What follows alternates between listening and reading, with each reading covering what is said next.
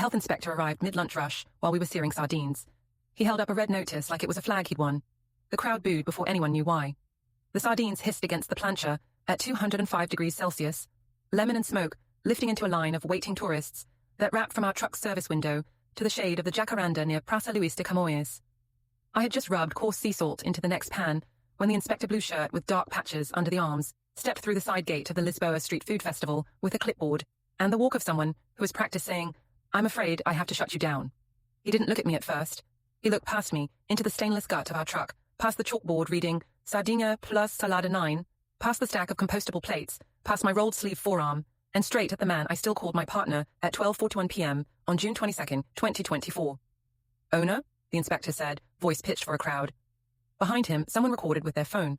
Behind the phone, an American said to his wife, "This is going to go viral."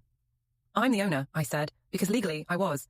I'd formed Saltsmoke PT, LDA, in February, NIPC 517 400 with a 70% share. My not-yet-ex held the rest through a small vehicle he'd named after a Bulgarian river. The inspector didn't wait for me to explain equity or marriage, or why there was a tax number printed on my chopping board for luck. He slapped a red Interdicto sticker on the service window and announced that we were closed for serious irregularities and public deception. People groaned, some clapped. One man asked if he could still buy water. When I demanded to see the irregularities, he flattened the clipboard like a ritual. There were 3. 1. Our seafood supplier's invoice for that morning's fish pickups included a species we didn't sell, clams, and a line item for cooked sardines we obviously hadn't bought. 2. The card reader in our truck had been replaced that day with one registered to Urban Feast Events Unipessoal LDA. 3. A complaint lodged at 11:28 a.m. claimed we passed off frozen fish as fresh, accompanied by 4 printed screenshots from Instagram and a photo of our cooler taken from an angle only an insider would know to use. I stared at the card reader like it had sprouted horns. It wasn't ours. Ours was a square reader tethered to my phone, library of sales, VAT configured properly with the accountant. The one on the counter, still warm from my palm, was sum up with a new sticker. It sat there like a stranger wearing my necklace. "Who swapped this?" I asked, voice steady enough to depress a heart rate monitor.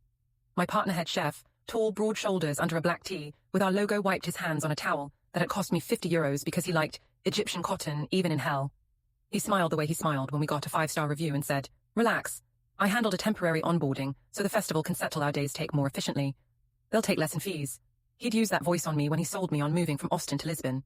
He'd used it when he'd told me he was just DMing with a craft beer collaborator, and the collaborator turned out to be a German ceramicist who liked men who wore linen into the sea.